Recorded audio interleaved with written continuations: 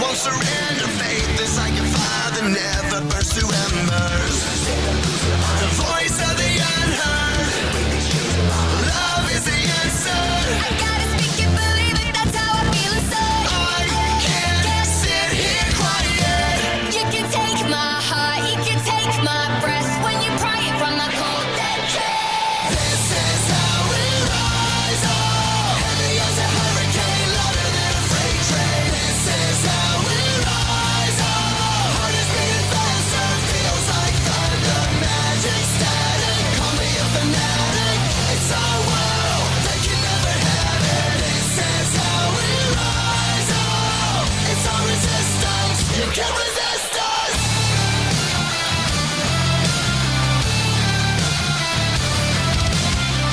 Can you hear me? Are you listening? Sleeping and the shadows could be making history. Through the fire, on the water, used to be a slave, but now you are a conqueror. They can take my heart, they can take my breath when they pry it from my cold dead chest. This is how we rise up. Heavy as a hurricane, louder than a freight train. This is how we rise up. Heart is beating faster, feels like thunder. Magic static, call me a fanatic.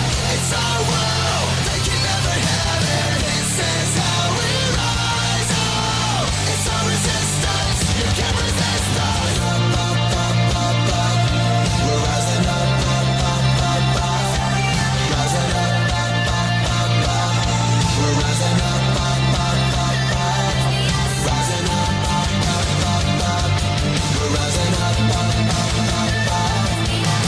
This is how we rise up. It's our resistance. You can't resist us. This is how we rise up. Heavy as a hurricane, louder than a freight train. This is how we rise up. Heart is beating faster, feels like thunder. Magic static, call me a fanatic. It's our world, they can never have it. This is how we rise up. It's our resistance, you can't resist us.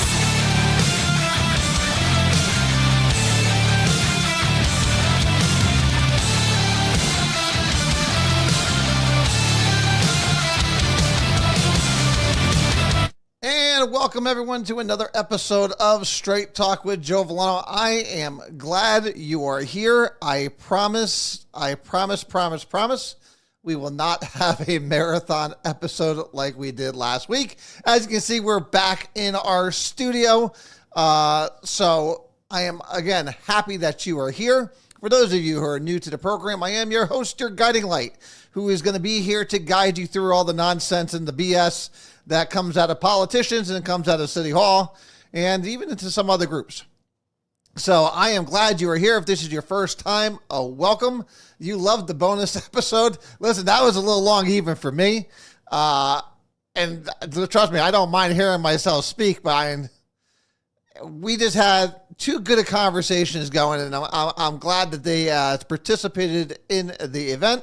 And as always, this show always works best when you guys are involved. So if you want to call in, 203-805-2520, or you can email us straighttalkjv@gmail.com.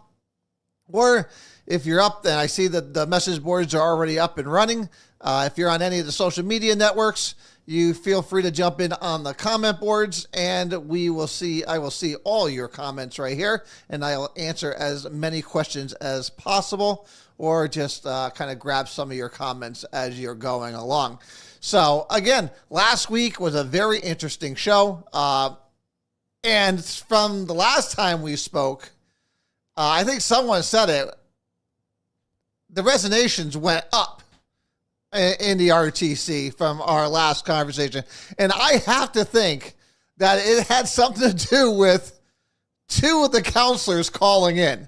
One of them, for sure, I think Mike Carabetta really portrayed himself as a jackass and literally knew nothing about what he was talking about. But then Dan Brunei called in, who is the minority leader, and he really knew less than what Mike knew. But yet they're both sitting here on the show last week talking about as if they knew something, when they both admitted they had no idea what's going on. So it was quite rich and quite interesting to have them on last week. And as I was going through our conversations last week on my own here and grabbing, the segments that I wanted to talk about, I was just amazed. I was amazed that they actually called in to sit there and chat size Elaine Cariotti and what her allies and what they were all trying to do without knowing anything about it. But they sat here on the show in front of all of you and in front of the thousands of people that have now watched the show. They look like two idiots. I mean, with Dan, I had to cut it short. I mean, he was going to walk right off the plank. I was flabbergasted. I couldn't believe what I was hearing. I really couldn't believe this is what I was hearing from sitting counselors here in the city of Meriden. But then I listened to it again, and I realized why this city's so fucked up. Because the Democrats, we already know are screwed up. But the Republicans are no better. And I tell you, I haven't found a single Republican yet with a backbone. Not a single one. And this week was no different with the passage of the city clerk, with the city clerk's salary. We apparently only have one man in this entire city with a set of balls that's actually ready to go and fight for what's right. And he's not a Republican. It's Bob Williams, Councilman Williams from We the People. He's the only one who stood up for the people of Meriden and said, no, this is not right. How are you going to start him at 85, even 81? When the average is 67 and Denise came in at 73. Denise came in at 73,000 with years of experience in city clerk's office. And she had to work her way up there. Bob Williams was the only one. And I got to say, this is the exact reason why when Bob Williams is on a ticket, his district comes out in record numbers. That is a fact. If you look at the numbers on election days, on years that Bob Williams is running for office, he increases by 10%. Voting increases by 10%. Because he does what he says he's going to do. And he's there to fight for every single person in the city of Meriden. Where were Republicans? Where were the Republicans? Sitting on the sidelines. Because as Dan Bernay said last week, it's politics, man. It's just the way it goes. It's the way it goes. What are you going to do? Or as Mike Carabetta said, we're the minority. What do you think's going to happen? I expect you guys to friggin' fight. I expect you to show leadership. And if you lose, you lose.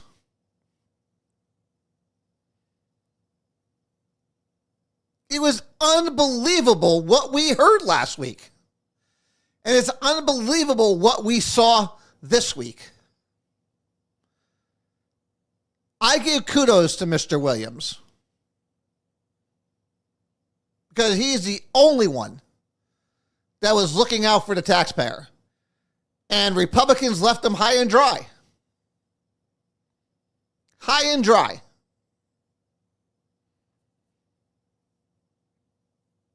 I don't want to hear a single Republican sit there and say they're for the taxpayer. Because they're not. They're not willing to fight. As Dan said last week, and I'm sure it's in one of my sound clips here, we just work to get along. We go with it. That's not leadership. That is not leadership. And I don't think this is what Republicans voted for. But this is exactly what we get when you have spineless people in positions of control, in positions of so-called leadership. But I want to go over those conversations we had last week with some of them. Now, I don't want to go over all of them, even though I did. My poor sound machine here, this thing is like filled to the top. In fact, I think I overloaded it. I had to put in another memory card in there just to get everything to go. But I think it's important that we listen to what they said last week. Because again, when we talk about turmoil going on and all the stuff that was happening behind the scenes, this is pretty much it in a nutshell. So we're going to start with Mr. Carabetta because I thought his was the most sad, and I had to go back and listen to it because there's some parts of it I didn't hear him, and maybe I didn't hear him correctly, and there are a couple that we'll sit there and we'll talk about, and just notice the way he talks out of both sides of his mouth. Also, typical politician. They love to talk out of both sides of their mouths. You can't do anything. You can't do that. But I could. And don't you say nothing about it. Because I'm always right. And you don't understand. Let's go sound clip number 4. Wrong one. Let's say my piece. Oh, absolutely. A question came up. But it's pretty telling of Elaine's leadership, how she just stepped down after an election. You can't go through a tough time and then just step down. Well, again, now I'm going to stop that for a second because it wasn't a tough time. We've gained a seat. So Republicans gained a seat. So it's not that it's tough times. And if you look at the last two elections, the council has actually picked up 3 seats. Mike Carabetta picked one up with the help of Elaine Cariotti and her fundraising. Ray Orlett picked one up 2 years ago. And now Zachariewski just picked one up. So I don't know where, he's coming, when times get tough. Listen, there was a lot of crap that was going on behind the scenes that we're not going to dive back into again. But there was a lot of nonsense going on behind the scenes where they were going after her over every minute little thing. So it's not that she bailed out when times were tough. She was being productive. She was being productive.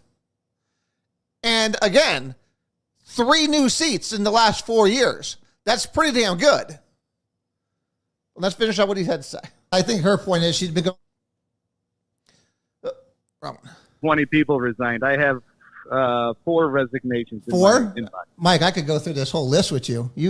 So he was saying they had 4 resignations. But again, this is how the old regime before Elaine worked. If it was bad news, they just didn't tell anybody.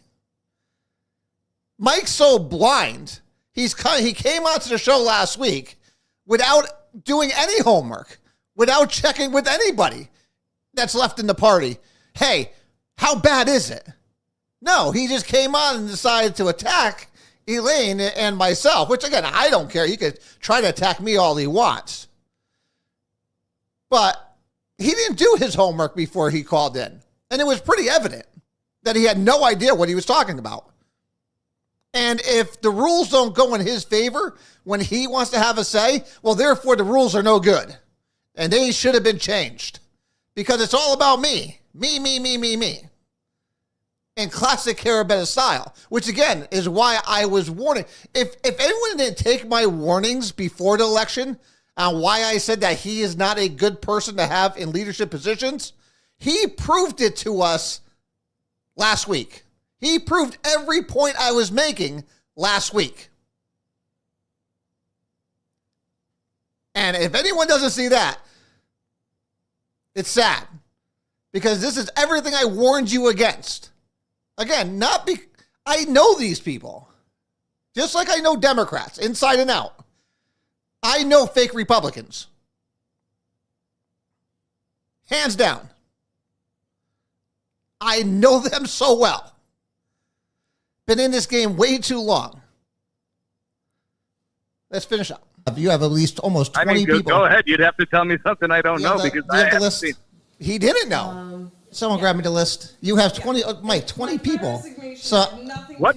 And the fact that there were 20 people, and there was 18 at the time. There's now like 23, 24. The fact that he didn't know before coming on the show and didn't seem to reach out to anyone in leadership position is very telling on him, on how sad of a leader he is, that he's going to come, especially on this show. You're not going to come on this show and just spew nonsense when we have the facts in front of us, when we had the list in front of us. But of course, when nothing goes his way, he immediately goes to, oh, it's all nonsense. But this is the one I really caught interesting on money-wise. All those people resigning, which they have. Now, don't you see that can't you even relate that there's a problem here? There was a problem, yes, but she took care of herself. So she took care of herself. So he thinks that the one problem, the overall problem was Elaine Cariotti. The one person who did so much for that party. And because she left, everything else is now okay. Really dismissing the other 20, really 22 now. So dismissing the other 22, that they don't matter. Elaine Cariotti only was the issue. Mike, I just don't know if you know how much of an idiot you sound like. Do you think she was? So hold on a second. So go ahead. Explain to me how that is. Someone who comes in and raises a shit ton of money, does everything possible to make sure you guys are on a winning thing, and let me know how she screwed it up. Well, let me ask you this: does money win elections? No, not always. Okay. And money doesn't maybe not win elections per se, but it certainly freaking helps. And it certainly helps. And again, I didn't really hear this part of the exchange. Mike Carabello needs to remember, he won this race by 50 votes – 'against someone who's never been in politics before. he lost a considerable amount of support from the last time he ran. And while he only got $600 to himself for signs, the RTC spent tens of thousands of dollars on digital ads, on flyers, on a multitude of other things to help get him over the hump. If they didn't spend that money, those 54 votes would have dried up really quick. So it's really telling that he's sitting there going, oh, well, you know, money doesn't win. Sure it does. Sure it does, which is why every party goes and tries to raise as much money as they possibly can. Now, again, for a city area race, money's not as much of as a hindrance as an at-large candidate. At-large candidates need to raise some good amount of money because there's no way they could do door knocking in the entire city. Where inside an area, over 6 months, you can. So, I find it a little naive of him to sit there and say, well, elections don't win money. Or money doesn't win elections. When it's clearly they do. They clearly help a great deal. It does, but it certainly does help. It definitely did in this point. So it certainly does help. I mean, you guys did have $26,000. Yeah, what did I get? You got signs. Mike, I have no idea what you got. Mike got signs from the Republican Party, so he took money. Exactly. Okay. That's what I got. $600 worth of signs. But that's what all the candidates got. And then hold on a In second. 2 years, we spent $40,000 and picked up nothing. And that's the sad part. And that's the part that he doesn't recognize because, again, it's all about Mike Carabetta. Again, they picked up him. He got through with the raising of money. So she certainly loved her money back then. Ray Orlett got elected with the help of Republican money. And now he got reelected again. And you got Mike Zakaruski elected. Seems like a pretty good winner to me. Okay, but is that again? Okay. And how is that? So that's the leadership, right? Well, that you you're did. defending. Actually, you did pick up because you picked up another seat this year. Right? And That's it. and Ray One picked thing. up a seat. Okay, so now it's one thing. Now it's just one thing. So how is that her fault that you guys all didn't get over the finish line? How's that the chairwoman's fault?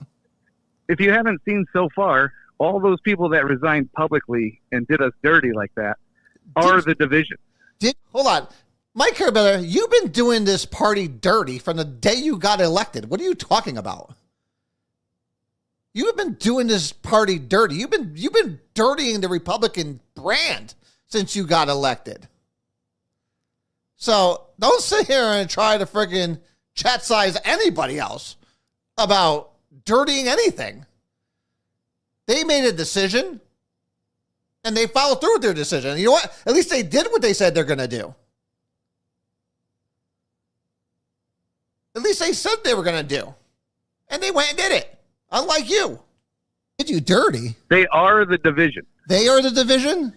Ed McCarthy was in there on Facebook Actually, Mike, you every are day part of the saying division. all incumbents need to go. I'm an incumbent. Yeah, well, again, I would... Where's the unity? I would be, well, first of all, as a nod. Now, I don't know. I haven't seen that. Ed, is that Right? one? They're Did you write talking that? about unity, but they're saying all incumbents need to go. Dan Zaborowski said the same thing, and he was a candidate. I never said one thing about him. So hold I on a never second. said Hold on a one second. bad thing about him. Hold on a second. Let me. So just to let you know, I asked him to send me those. In fact, I think it's in here. So All incumbents. So all incumbents means me. So okay, hold on a second. Where can you do me a favor, Mike? If we're gonna play your game, can you do me a favor and send me those screenshots, and I'll be more than happy to put them up there. Sure. So just to let you know, he's never sent me those screenshots. You know why? Because I went and looked at Dan Zabrowski's. I went and looked at Ed McCarthy's, and I looked at everything through their entire activity. It nowhere does it ever say that. Now, I've said absolutely no incumbents. I stand by that wholeheartedly, but they never did. So again, he's making false accusations, knowing he doesn't know what he's freaking talking about. But again, that's what they do. That's the easiest thing that anyone can sit there and make accusations. But this is the one I found most interesting, is when he turned to State Central. Because if anyone knows anything about what's been going on, Manny Santos is heading this whole, was always heading up to grab Elaine's head because of State Central. Now, if anyone doesn't know what State Central is, Republicans and Democrats both have local town committees, but then they also have committees at state level that dictate state elections and all that kind of stuff. So they all get together, and they're made up of Republicans and Democrats from all over the state, respectively, each side. And they will sit there and talk about state issues and how to move the party forward. So this is what he's talking about. So when he's talking about Republicans not supporting Manny, then that has nothing to do with the MRTC. It happens to mean that there are just better Republicans out there that were a better choice. And again, this is where he really shows his ignorance, because if he doesn't know who you are, then apparently nobody knows who you are. And this is where he was going with Faith and Pam, who are our new State Central Committee members. And when he turns around and says, well, you don't even know who they are. No, Mike Carabetta doesn't know who they are. So therefore, they must be a nobody. Because if Mike Carabetta doesn't know you, then you haven't earned your, as Dan would say, you haven't earned your stripes.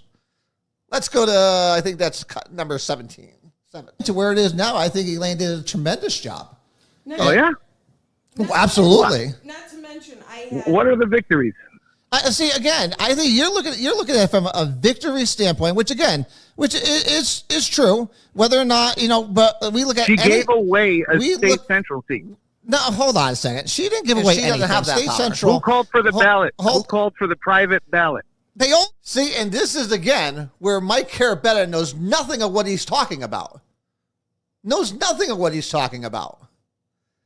And which is, again, why there's so much animosity in the RTC is because of people like him. Because people like him don't look for facts. People like him just go by what people say, and he regurgitates it. That's what he is. He just regurgitates.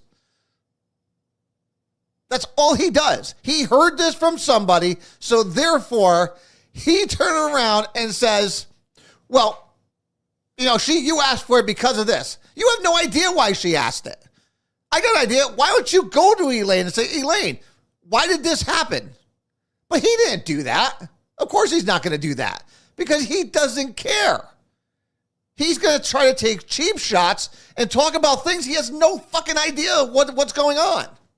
But that's Mike Carabetta in a nutshell.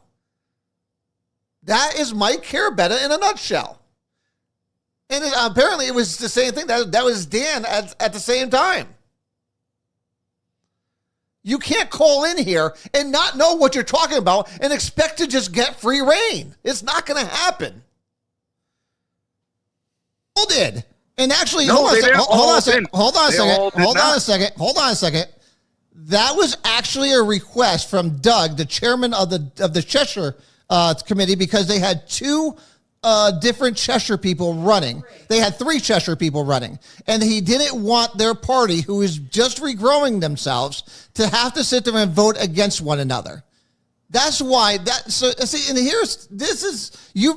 listeling to the garbage that Manny Santos and them are bitching about. It wasn't Elaine Carey. I don't listen to Manny. Obviously you are. I barely talk to Manny. So why wouldn't you come and ask that question instead of just making an accusation that she gave it away? She didn't give it away.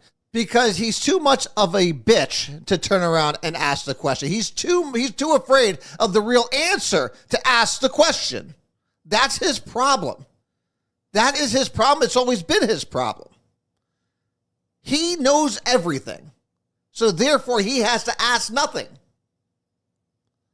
And all he does is make himself look like an idiot. An uninformed, naive idiot. That's it. And he's taken advantage of by people like Manny Santos, Lou Arada, Sean McDonald, and the rest of them. He had no idea what he was talking about. On top of it, he wasn't even at that meeting. I was there.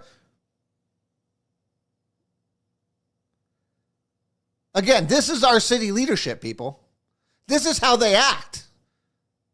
This is how they conduct themselves. The fact is that the Cheshire people wanted to have a paper ballot so they didn't have to vote against their own. And they didn't want it to cause conflict within the party.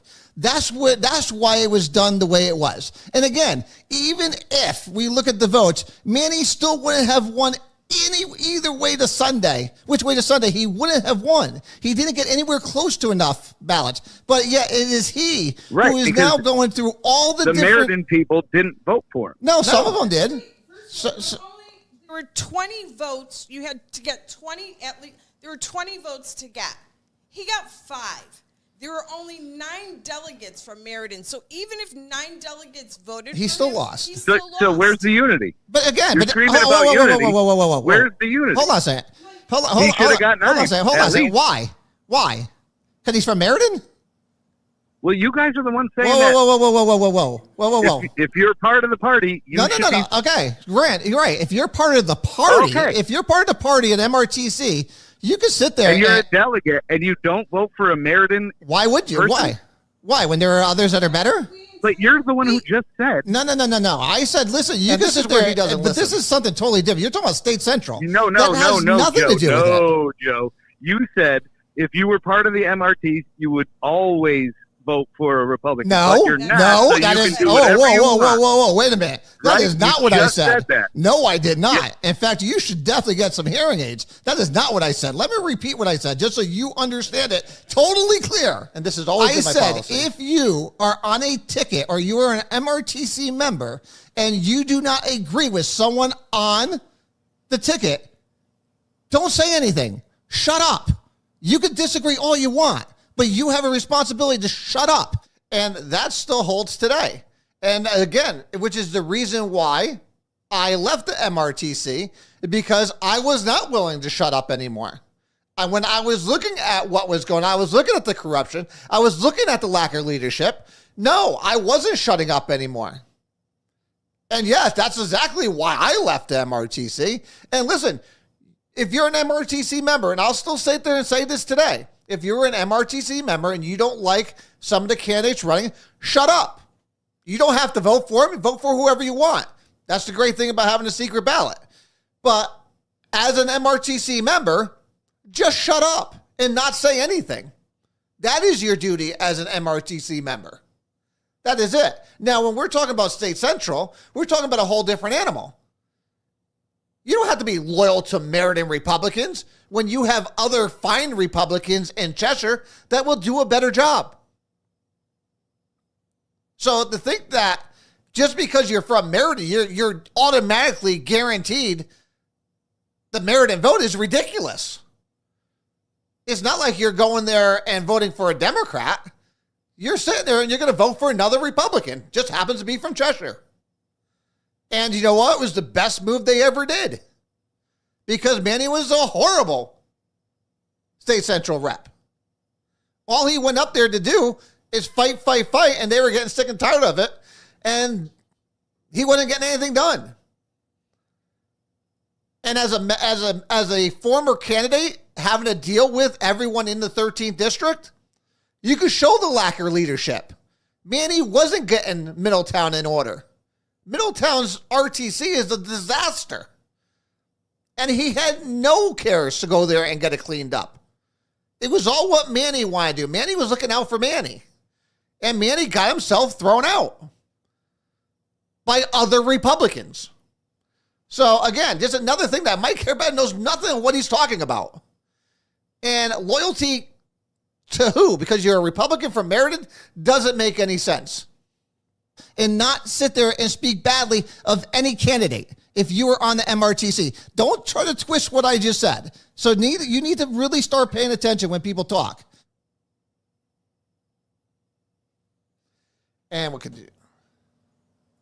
State Central is a totally different animal. Just because you're from Meriden doesn't mean you are obligated to have the Republican vote. That is bullshit. No, there were better. Why would you give that away as a party? There are better candidates. Again, and even if every Republican... You don't even know them. Are you kidding me? And that is the part I loved. Because Mike Carabetta doesn't know who you are. Nobody knows who you are. Even though Pam's been to our meeting so much she has been to our meetings. Even before she was elected to State Central. But since Mike Carabetta doesn't know who she is, neither does anybody else. Are you kidding? Hold on a second. I don't know Faith and Pam. Are you freaking kidding me? Pam ran my freaking campaign for the Senate race. She ran freaking Len Susio's campaign for every time he ran for office. Are you kidding? We don't know who they are? Faith, this is on the Board of Ed over at Cheshire. She was instrumental in helping Republicans in Cheshire run. What do you mean we didn't know who these people were? Of course we knew who these people were. Can I also say one more thing? On State Central, the delegates reached out to, the candidates reached out to the delegates. We actually met them. The only delegate that did not come to us and meet with us was Manny.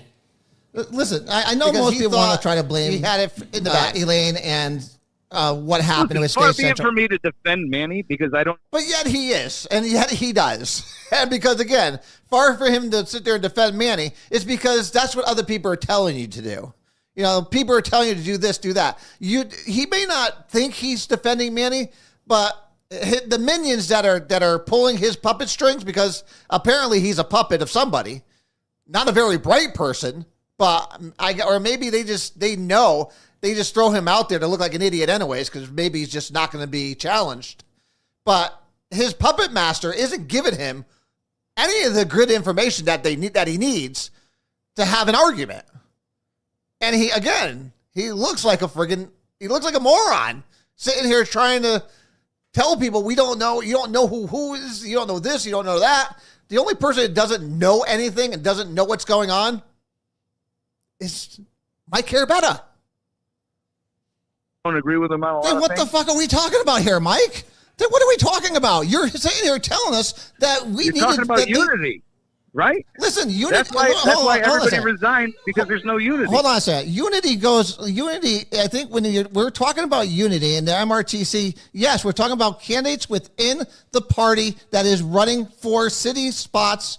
Yes, but you're talking about State Central. That is 4 different towns. You're talking oranges and apples. They're talking about the MRTC and unity. Where was the unity? Because there's no, it could be, well, one, it has nothing to do with the MRTC. This is the State Central. It has nothing to do with the MRTC. Nothing. It happens to do with Republicans from Middletown, Middlefield, Cheshire, and Meriden. And out of all those Republicans, who do we think is going to be the best ones to represent us up in Hartford? And it wasn't Manny. Because he's not a good candidate, and they just didn't vote for him. That has nothing to do with unity. Just because... Mike, you say that we should be unity? Why didn't you vote for Court Horrigan when we all put him up for mayor? You voted for Kevin. Because I didn't think he was a good candidate. Oh, my God. I didn't think he was a good candidate. There you go. There you go, Mike. have your own opinion, but nobody else can. There you go, Mike. Why was he the only Good old option? Mike. You just hold on a second. Let's hold on a second. Let's circle You're back. talking about a vote. Let's talk about- And if you want to get technical, he was never voted on as a candidate. He was voted on as a placeholder. And this is the part that blows my mind, that he is a candidate for office. He's an elected official, and he doesn't even know the process. He doesn't even know the process. It's crazy. This guy has power in the city. He doesn't know anything. He knows nothing. He is an embarrassment. He embarrassed himself last week. He's an arrogant, ignorant man who doesn't deserve anything. But because he believes someone isn't a good candidate, that's all that matters. You don't get to have an opinion. Elaine was brilliant to point that out. No one else is allowed to have an opinion other than Mike Carabetta. He's the only one that's allowed to have an opinion. You just told him he can run. Of course he he should have can been voted on again. Hold I on. did not tell him that he could run. Here, go ahead, tell him. That was Lou Arado. Lou Arado during executive. So we're not going to get into that whole thing on how that all played out. The fact is, they pointed Kurt to run. Now, after anyone backs out, it's not up to the committee. It's up to It's up to the executive board. Mike Carabetta should know this. It's up to the executive board to sit there and decide who's going to run.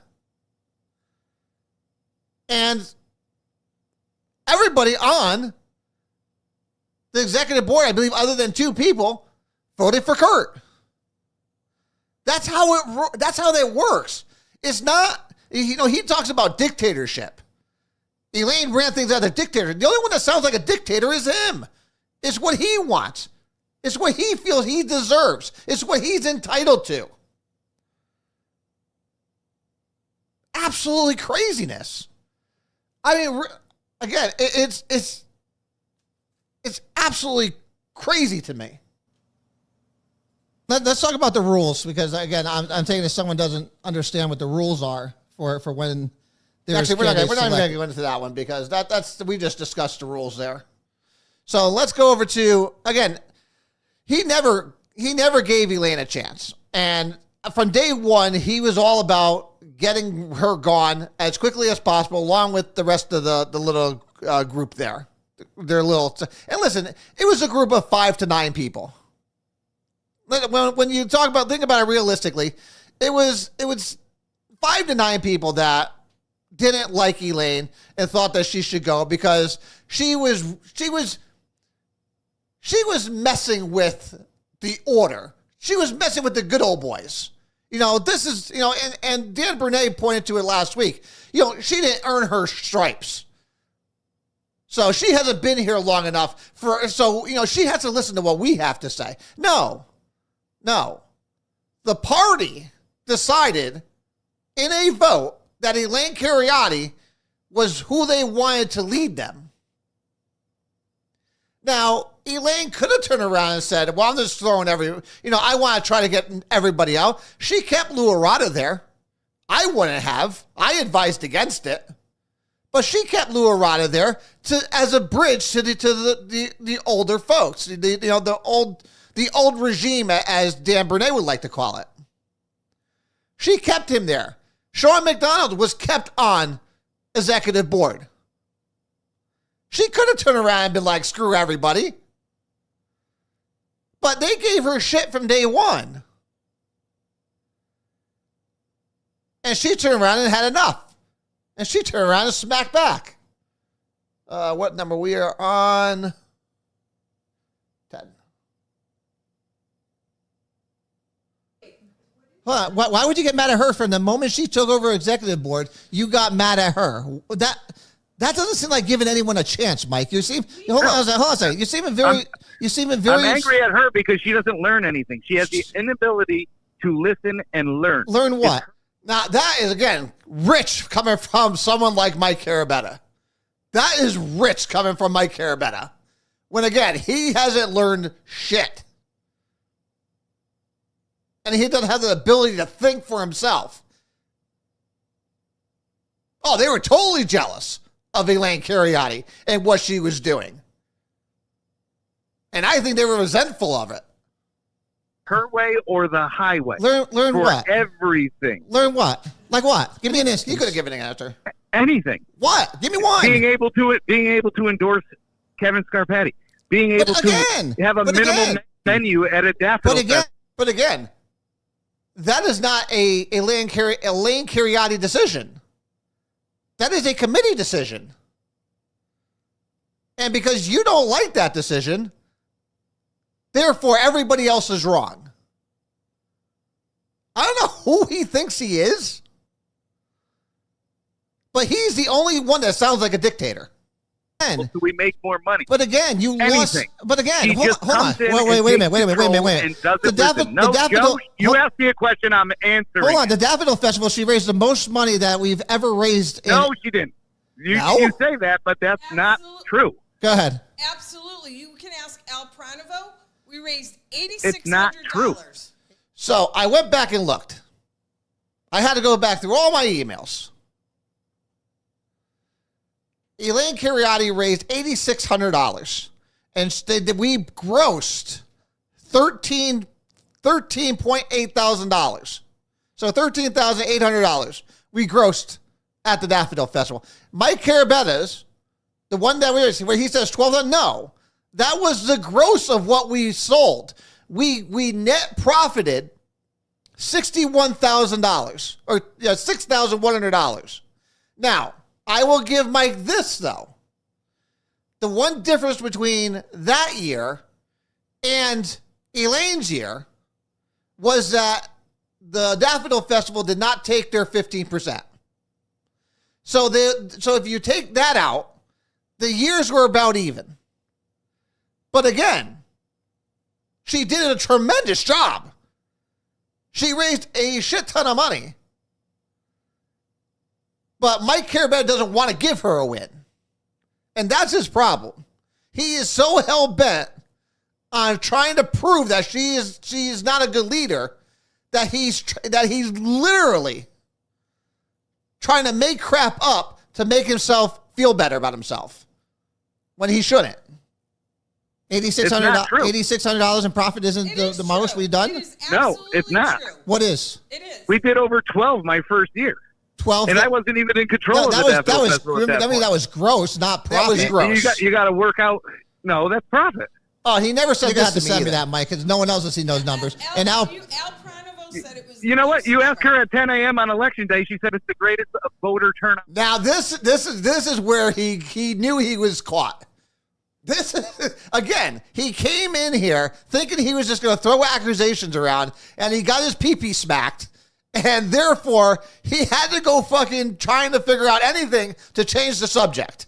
So he changes it to a text message, which I saw the text message. It was from Sue Flynn, who is the Register of Voters, who said we were having record turnout.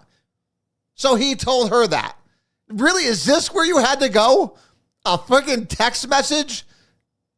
Mike, that is sad and pathetic even for you. Even for you. That is so sad and pathetic. And everybody saw through it. Everybody saw through it.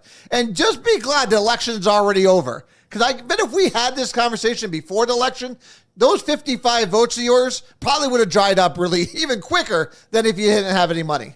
Of all time. Okay. She screamed that across the parking lot to me and Dan.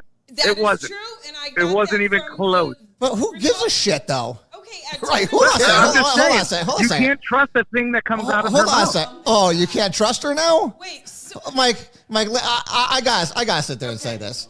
I gotta sit here and say it. That's pretty funny coming from you, who turned around and told everyone that you were going to be voting against the public health crisis, the racism. The Oh, public here health we go. A vote 3 years ago. Mike, that's a big. That's a I big. gave him one. That's Because and here it is. And here it is. All of a sudden, no. It doesn't matter. You can agree. You can vote any way you want. All of a sudden, this and that. No, you can't sit there and call her a liar, and then sit there and again for weeks and weeks and weeks tell Republicans, even to the day, oh yeah, we're not voting for this. This is ridiculous. It's an insult. We're not voting for this. And then at the very last second, turn around and vote for it. And for your reason to sit there and say, oh, well, because, there's racism in America. No one's saying there isn't. There's racism on every side. In every race, there is racism. And if you think I'm going to let it go, you're out of your freaking mind. If you want to talk about someone's credibility, yours was shot from that day on. And Dan Brunet was the only one that had the guts to come before us and turn around and say, yeah, I only turn around and did it because Mike voted for it at the last minute. I didn't realize he was going to do that. And, I wasn't going to leave him hanging. That's from Dan Brunet himself. And Mike said, I'm going to do whatever I want. And I'm not going to listen to the old folks that have been running the party. Or I think he said grumpy old men of the RTC. I believe is what he referred to us as, which I found hilarious. Even though those are the people that put him in the office. So, it's very, very interesting. But it's, again, he has no leg to stand on. And that's the way he's going to go. I want to skip to Dan Brunet, because Dan Brunet, I think, is the most important one from the conversations we had, and he is number 14. Sit there and dictate how anybody do anything. That's one of the great things about me. No, you act like you know everything. I And know for I some know a reason, horrible people candidate listen when I to you. see one. I don't understand it. I can sit there and see a horrible candidate when I see one. I see one. I could point out when you see corruption within the. Again, this is that whole interview would just prove that point. That whole interview last week proved the point that I've been making for months now, that Mike Carabetta should never be reelected for office. He doesn't care. He's lazy. He's arrogant. Should have no reason to be. And he is a horrible leader who apparently doesn't do his homework before trying to attack people. In fact, I wish that he was this forceful at city council meetings than what he is with me. I'd have more respect for him. If he was this gung-ho at city council, he might actually get something done. But no, hatred for me, which again, I don't care because I'm not fond of him anyways. I know who he is. And I don't associate myself with people like him. But it's craziness Within the ranks. And again, and I'll sit there and I'll say it, there's plenty of people that's elected that is a horrible decision making. Again, Mike, how are you going to vote on Mike Cardona's $81,000? We'll get into that later on with Dan. So we're gonna go right into that with Dan Burnett. So, I mean, that's where it is. But why is And this I coming think from that was Republicans? good. Mike tried to explain to me that Democrats wanted to give $85,000. So we're going to offer him $81,000 when the average salary in the state of Connecticut for a city clerk is $65,000. That I'm supposed to be happy with that. Can you explain how that plays out? Well, several factors in that is actually it's about $80,000 for cities of our actual population, rather than some of the communities that are like, going 80 and 15,000. So let's stop there because I went and did some research on this. And for the average for our size, the average salary is $78,900. And that's with experience. That's with them having their certifications. But we're going to start this guy at $81,000 with nothing. Absolutely zero. Remember, Denise came in at 73 with having years of service in the city clerk's office and already having her certification. But this guy, a Cardona, could have nothing in 81,000. So the average 20 that took place in 2019. That fact that I had, it was actually back in the ice skate era, and the highest paid people in her department make $75,000 plus overtime. But they've been there for how long though? Some of the other things. But how long have they been there? And they have experience. I mean, if you're a manager in any specific area or degree, you're a department head. You don't make less than the actual people that are unionized in your area. Now, that's not true, and that's not true in the private sector. A perfect example would be AT&T Frontier now. The union guys make a hell of a lot more than their supervisors make. Make a hell of a lot more. So that's just nonsense to begin with. Two, going with his logic, every city councilor should make $100,000 because they oversee everybody. They oversee the city manager. Should the city manager make more than they do? No, right? If you're going to use their theory, then every city councilor should be making over $100,000 because they oversee every single one. Every single department head comes before the council to sit there and plead their case for the money they get. Why should they have to do that? Why should they have to do that? You make less than they do.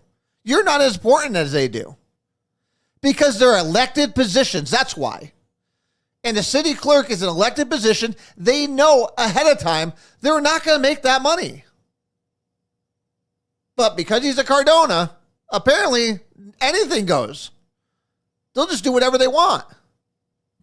So there were some of the other. But this is an elected position. That are correct. This is an elected position. So I'm going to pull it up here. Over the, that's not what I was looking for. It's $39 an hour. Okay? Now listen to this. Let's Yeah. put that into perspective. Let's put that into perspective. Do anyone know what the average household income in Meriden is? $58,000. $58,000 is the average home income in the city of Meriden. And you're going to tell the fucking people of this city, let's put it into perspective, he's making $40 an hour? Really? Really? Is that really where you want to go? That's a slap in the face to every single person. He has no experience, no nothing. He doesn't have any experience. And you're telling him he's going to jump to make more money than most families make in this damn city. Let's put that into perspective, Dan. And just realize how much of an ass you sound like saying that. From your ivory tower. Ha, you peasants. Only making minimum wage. We're going to give this guy $81,000 because he won an election. And don't say anything because you know what, guys? It doesn't matter. Are you kidding me? $39 an hour for a position he knows nothing about. Bob Williams is right. You want to sit there and talk about a race? Go get all your credentials first and then come talk to us. Not in the city of Meriden. That's not how it works. You don't start from the bottom. It all depends on who you know. I tell you what, if Denise got hired again, gotten reelected, you wouldn't have seen anything. You wouldn't have seen her get a dime more in pay. It is sad that Republicans jumped on this. Every Republican, Ray Earlette, Mike Carabetta, Dan Burnett, you should all be ashamed of yourselves. And if that's the argument you're coming at people with, that's even more ridiculous than anything. Oh, he didn't take the city insurance. Wow. Wow. It's ridiculous. $75,000 is a fair starting point for someone with no experience. Absolutely craziness to me. Dan, no one gives a shit whether or not he took the city insurance or not. Versus Denise. Nobody knows that. Nobody cares. Everybody, only thing we see is that you didn't put up a fight and you left friggin' Bob Williams, who was the only one that had the courage to stand up and say no, and you left him in by himself. Don't give me this nonsense of trying to put on little tiny things like he saved $15,000 on insurance nonsense. That's ridiculous. Yeah, I'm the fool. I'm not the one that voted for it. I'm not the one that put it forward. You are. It's absolutely ridiculous.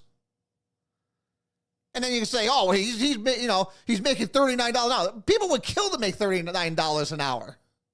People would kill for an $81,000 job. I tell you what, I think in 2 years, everybody should run for city clerk. It was ridiculous. It's a ridiculous statement then. It's a ridiculous statement now. So, I mean, you know what I'm saying? It's just like, it's not some egregious thing for one thing. If you want to tackle something, you go after the unions. Listen, I'm all for going after everybody. I'm for going after everybody. Well, because Cardona is like royalty in Meriden. That's the only reason she had won against Randy. Oh, not a doubt. Without a doubt. But why is this coming from Republicans? That's unquestionable. So why is this coming from Republicans? Why is this salary coming from the Republican side and not from the Democrat side? That I do not know. How do you not know that? then why are you doing it? Obviously, they don't want to put it forward. So they want you to put it forward. I mean, is that not the first red flag that they don't want to do it? So they're asking you to? That would have been the first thing that said, hey, I might be getting played here. Agreed to it. But, So I could say I don't even know the where you're coming up with that. But the resolution is coming from you. So why don't you just let the Well, Democrats they put wanted it forward? 80. They wanted 85, and I said reasonable was 5% reduction from what Grandy had. Grandy had reduced to 73,000 in 2015. So why would we start put it there? in perspective, from 75,000 from 2015 to 2023, 8 years later, it was right around 80,000. So I said, whatever. It sounded reasonable. So why would Republicans stand at 73? Let me even step back. 73. What the hell are you gonna? Let me even go there. Let me go 75. The minimum wage is 55,000 now, I think. So okay, 75. The minimum wage. This guy has no experience. It'd be like throwing me in there, and I would expect like 80,000. No, it's like trying to hire someone off the street. Yeah, we'll just throw you 81 grand of taxpayer money. No, that doesn't make any sense. And you still can't express how that makes any sense. I don't care if they wanted 90,000, 85,000, it doesn't matter. Stand strong and go 75. He has no experience. We could revisit this conversation in a couple of years when he gets all of his certifications. Instead, we just handed him everything. His elected position, he knew what he was getting. It's not like he didn't volunteer for it. So again, to me, I don't care what I don't care what they make, what the employees make. That has no bearing on anything here because this is an elected position. No, it doesn't. So why aren't we set it at 75,000? That's above the average, which is 67. I have it up on the screen now. 67,570, and the highest paid city clerk in the state is from Norwalk, which is a little bit bigger than we are. And they make 91,000. Mm-hmm. So and he has 17 years the numbers experience. are up here, and this is straight from the state of Connecticut. So why are we giving him $81,000, and it's coming from the Republican side? And that Norwalk city clerk has been in office for 17 years, and he's making 91,000. At this rate, Mike Cardona could be in office really for 8 years and surpass him. Only in the city of Meriden does this kind of nonsense really happen. Why don't you let the Democrats hang themselves instead of us sitting there trying to help them out by putting it forward ourselves? So again, Mike told me that I should be happy with 81,000 instead of 85, where I say Republicans should be fighting for 75 and make it look like we're actually doing something. Yeah, that's a good question. There's no question about that. But I'm trying to be in the age of reason. I'm in management myself. He's trying to be the man of reason. And that is the problem with Dan all the time. He's always trying to be the man of reason and not the man that's willing to freaking stand up for Republican values and for the taxpayers. Go there and put up a fucking fight, please. That's all. That's all I ask. You don't have to win them. You just got to put it up that you're going to fight. At some point.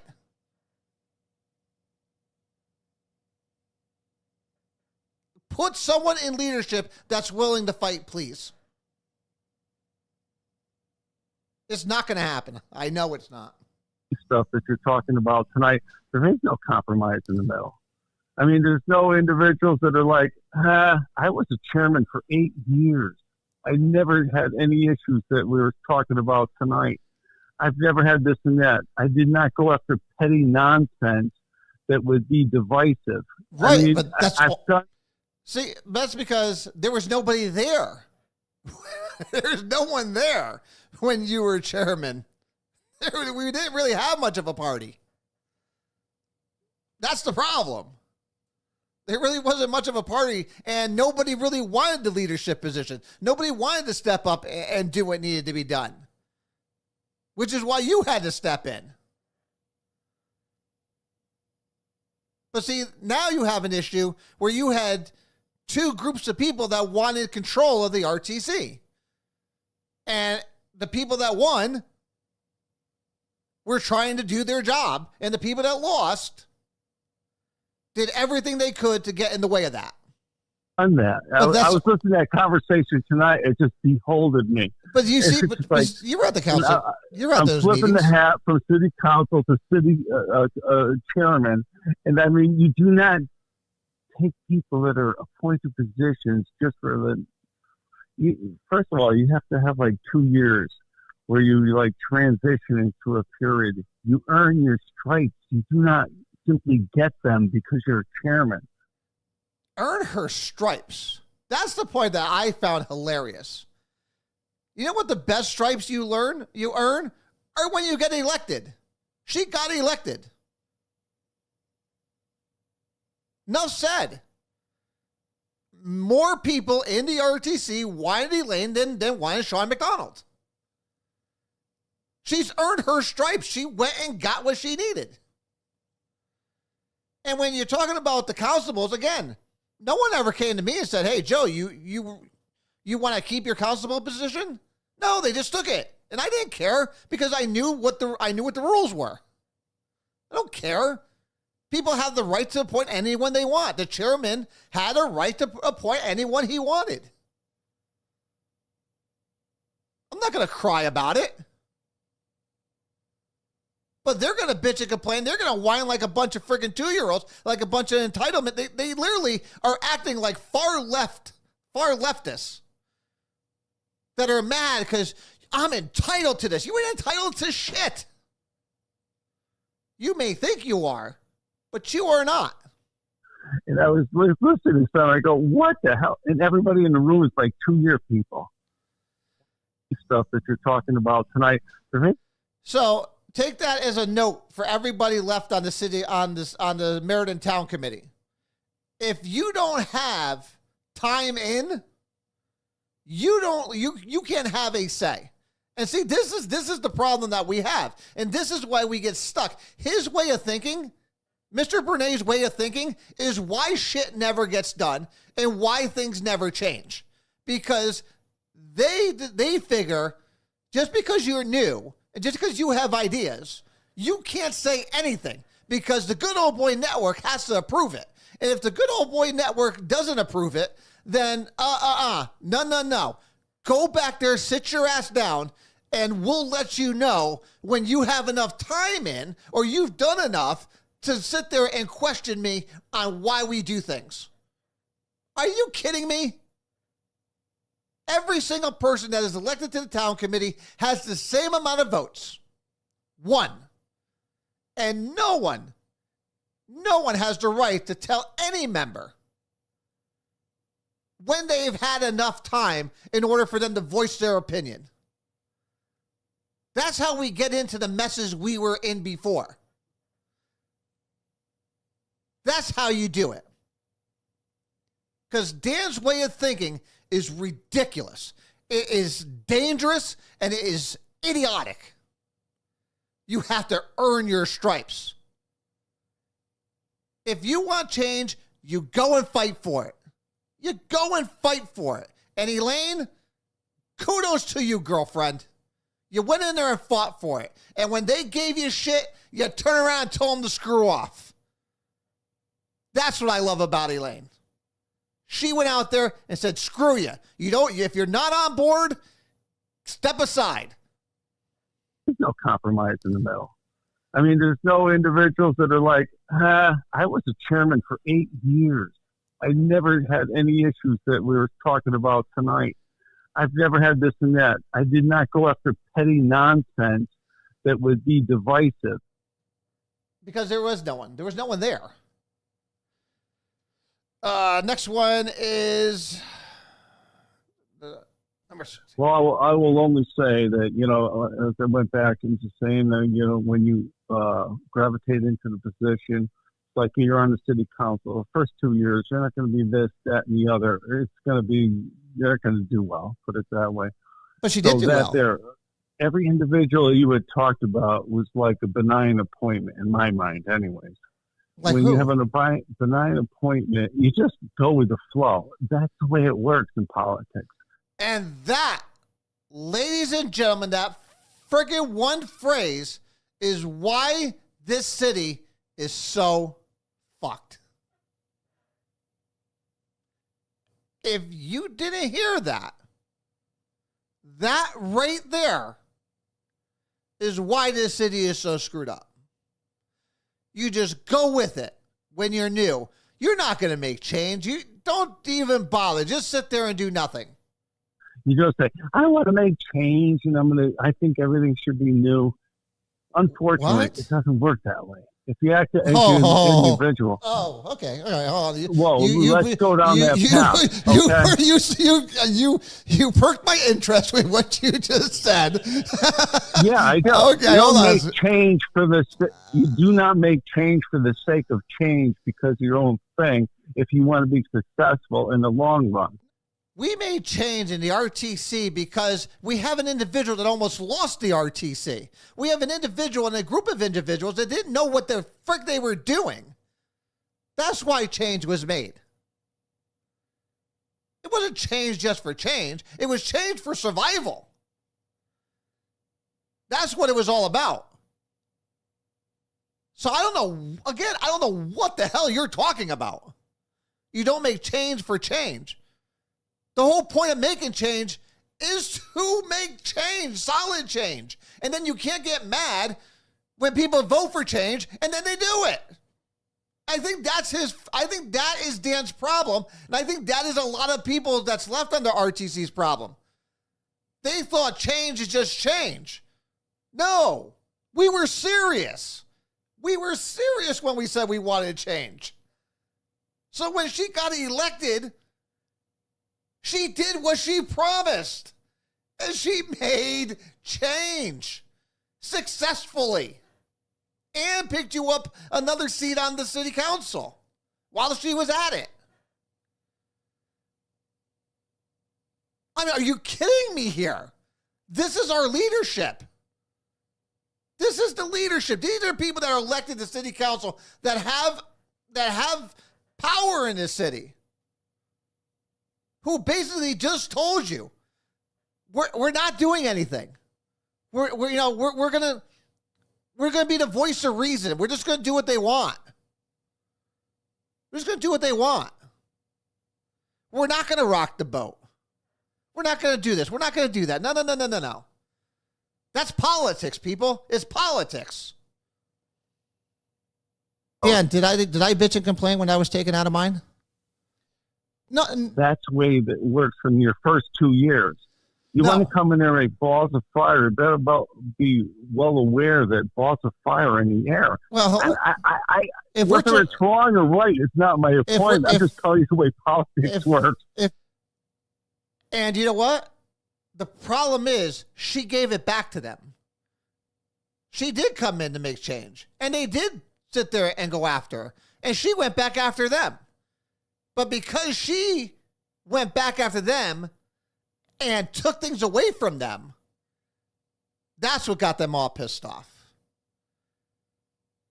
See, they didn't have any power. And I hate to use the phrase, she clipped their nuts. That's what she did. And then she took out their legs. And you're mad at her for it, even though you started it. So it's like that kid that's poking you in the back. Poking you in the back, and you keep telling them, knock it off. And they keep poking you in the back. And then when they turn around and smack you one and knock you out, you go crying and blaming them. That's what they sound like. They sound like the little crybaby, the little bully that's sitting there poking. And then they got smacked in the mouth. And they went home crying. And look at poor me. The more they speak, the more I love what Elaine did. And it makes me mad that she left. Because I think she could have put the final nail in the coffin. For all of them. She could have put the final nail in the coffin on all of them. And I would have friggin' laughed the entire way. If we're talking about if we're talking about It's so funny. if we're talking about Elaine coming in with You a can't go in there as a lane and just say, I want all these people out. I'm putting all my friends in, and it's going to work. hold on. It Well, did. I will only say that, as I went It did work. She did come in. And first of all, these people are already there. So no, she didn't bring any friends in. She can't. All these people need to go through the process of getting onto the RTC. What these people can't get over is the fact that most people in the RTC didn't want them in power anymore. They didn't want them in power anymore. They wanted her. They wanted her vision. When she gave her vision for where she saw the party going, people loved it. And she delivered on it. You guys just didn't like it because it took your power away. And for Mike Carabetta, and I didn't play the clip earlier, Mike Carabetta bitched and complained, oh, well, she took me off the executive board as soon as she got elected. No, she didn't.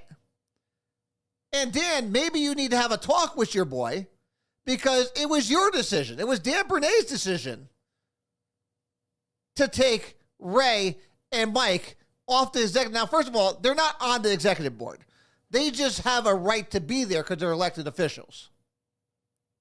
But Elaine simply put out there, Dan, it's up to you. You now have 3 members on the city council. If you all want to come to this executive board meetings, you're more than welcome to.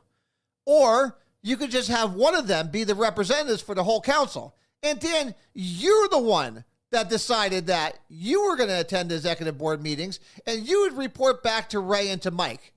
Now, apparently, Dan, you must have never had that conversation with Mike, or in good old Mike Carabetta fashion, where you can't trust a word he says, he knew that, but just decided to come after Elaine on a bullshit charge that he knew was wrong. And he wants to talk about you can't believe a word out of her mouth? Dan, I think you need to set the record straight. That's the conversation you had. And that Mike Carabetta is once again wrong, not knowing what the hell he's talking about. Here and having these perspectives, at least you can sit here and have an intelligent conversation, unlike, unfortunately, your partner, Mike Carabetta, because he just doesn't know what the fuck he's talking about. And again, but it's sad, though, that unfortunately, certain parts of this conversation, you don't have all the information either, which again is probably because they don't want you having that information. But that's why which is why he should have just shut up. If you don't know what you're talking about, and you don't have the information, shut up and don't say anything because you only make yourself look like a fool. I'm glad we could have this discussion and I can explain it to you because, at some point you have to understand that enough is enough and you're not going to tolerate it anymore. And coming in as chair, yes, when you have people that are trying to work actively to go against you at every turn, there is no way in hell anyone is going to sit there, especially a good leader, going to allow for that kind of interruptions, that kind of turmoil going on in the party. Now, if they want to continue to do that, that's all fine and dandy. We've seen how that turned out, Dan. We almost lost the party 2 years ago with Sean. So, again, unfortunately, some of the things you said just you're totally wrong on because you just don't have the information, which I'm glad you could actually admit, though, that you don't have that information. So I would just suggest just don't say anything at all. Because, again, being as a leader in the party, being a leader in the city, we should know our facts before we sit there and speak.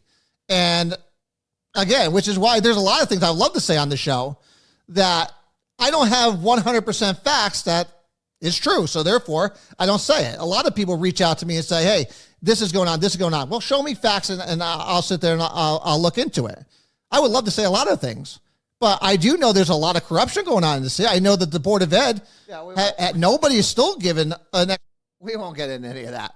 But that's the point is that, yes, a lot of people come to me with a lot of different information. And I would love to sit there and share all of it with you. But if you can't verify it, if you don't know it to be true 100% and there's facts behind it, you just don't say anything. And I wish both of our city councilors that called in last week had taken that advice. If you don't know what you're talking about, shut up. Don't come on here and think you're going to get a free pass. You know the number one rule on this show. There is no bullshitting.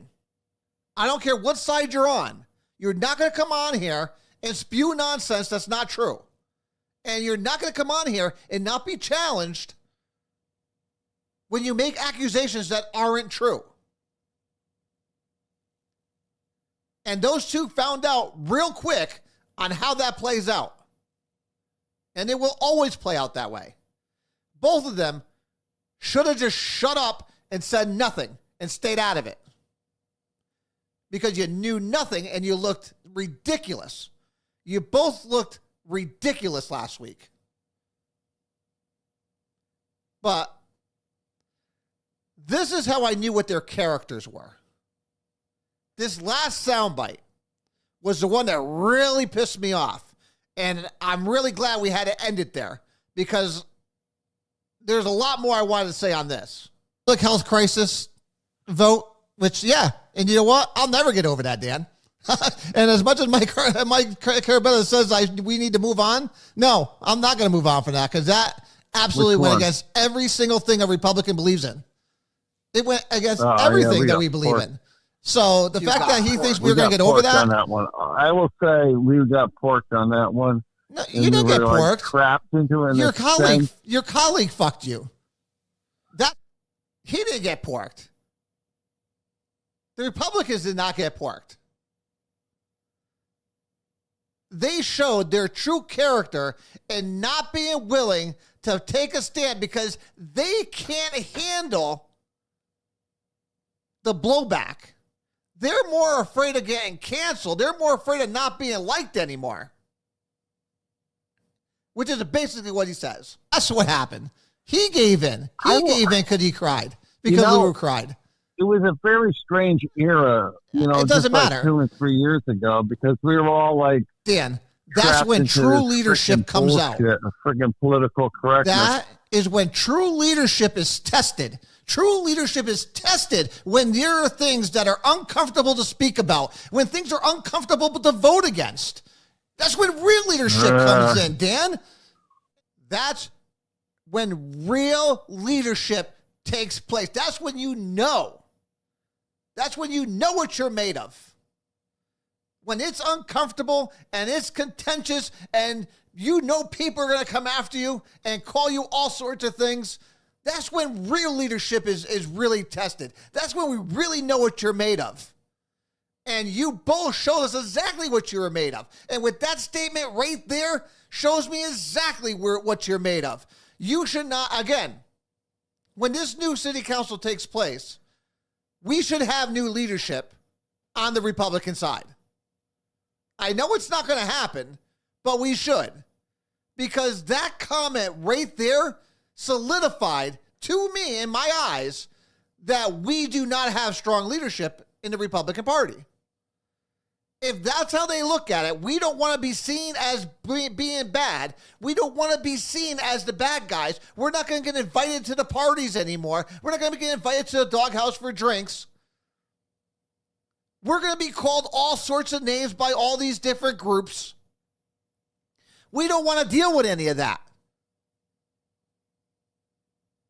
Are you friggin' kidding me? When their backs were to the wall, they caved. When times got tough, they caved because they are not leaders. They are not strong. They do not have a backbone. You might as well change your names to LaRue Graham. And you guys showed none of it. Again, I'll give you the credit, Dan, because you at least had the balls to come before us and say, this is why I voted for that. But to sit there and say because that's what you believe, no. Beat up. No.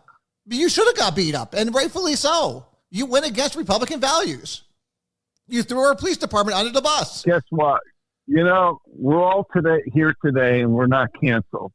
So maybe it was a good And thing. that's No, what it's they not. care about. You can't worry about I that. have no Are you friggin' worried? Are you idea. worried? That's what they care about. They care about being canceled. They care about again, being called names. Ladies and gentlemen, all I can sit there and listen, I'm not one to sit there and say it, but I told you so. I told you so. Why vote for a Republican when they're going to act like Democrats anyways? You might as well just go vote for a Democrat.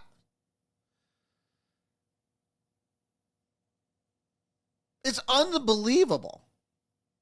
That is our leadership in a nutshell. It's very, very sad and very, very disturbing. And that needs to change. And now, listen, I promise this wasn't going to be a marathon. So we'll get to the union stuff next week. We were going to talk about the drinking water and the Meriden Public Works. They had a vote of no confidence on their director. We'll talk about that next week. And we'll talk about the new acting city manager that took place. We'll talk about all that again next week. I just wanted to make sure that we recapped and you heard again what leaders in our city are really like. And this is why this city could not move forward in a productive way. It's just not going to happen. So, like what, Dan? But again, these are the issues. And again, nobody knows what you do behind closed doors. And I think we talked about this. I know you're not very well involved. I know you're not very involved with the town committee, which is why I said, if you don't know what you're talking about, shut up. Why would you even mention it? Remember, what you say has meaning. When you're an elected official, it means even more. And then what you do means even more than that. So when you come on the show and sit there and start talking about things you know nothing about, what does that tell you, Dan? What kind of light does that put you in? Not a good one. And again, I don't know what you and Mike were thinking, calling in and talking the way you did. I don't know if you guys thought you were just going to get a pass and I was just going to let you speak and be done. And Dan, I have no doubts that you probably do a lot of good Republican things. You need to show people it. You need to show it. Because Republicans, we talk about Republicans not coming out and voting because they don't have anything to vote for. They're not seeing it. If you talk to Republicans that don't come out and vote, they sit there and say the same thing. It doesn't matter.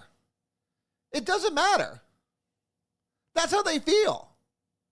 Give them a reason, Dan. Show them what true Republican leadership is all about. Not sitting there with this nonsense, it's politics. I'm going to be the voice of reason when you know it's wrong. And then sit there and say you're basically afraid of being canceled. You don't want to sit there and go against that kind of stuff. You're doing a disservice to the people you represent. You're doing a disservice to the city.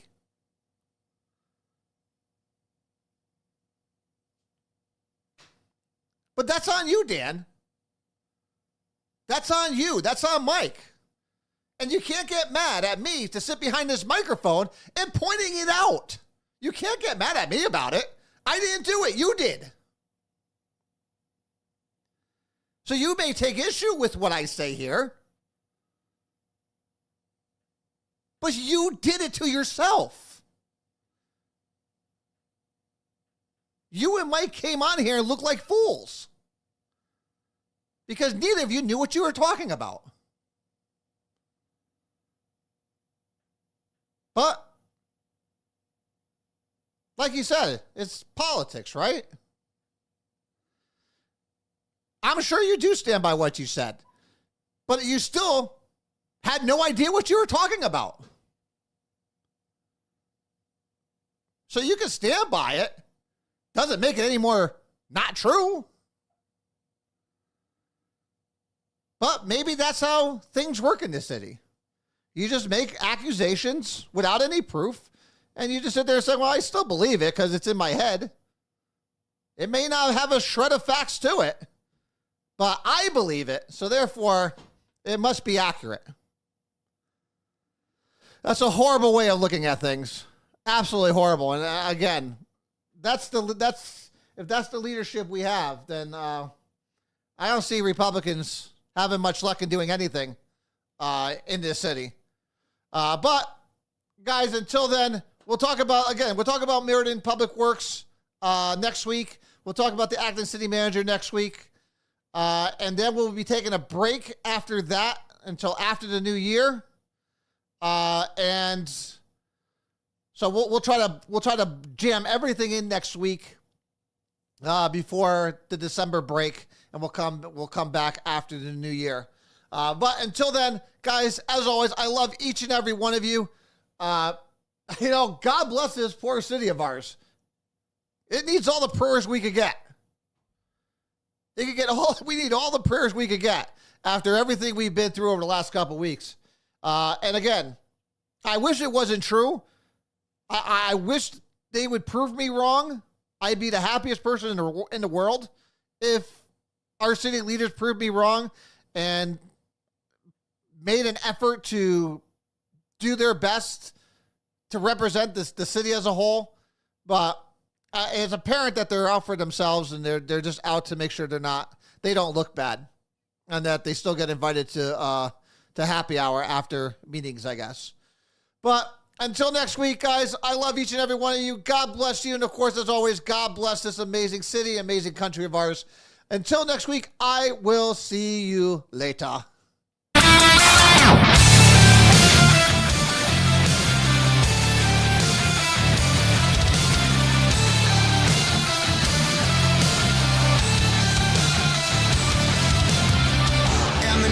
And a million faces formed together, made for elevation. And my soldier won't surrender faith. It's like a fire that never burns to ember.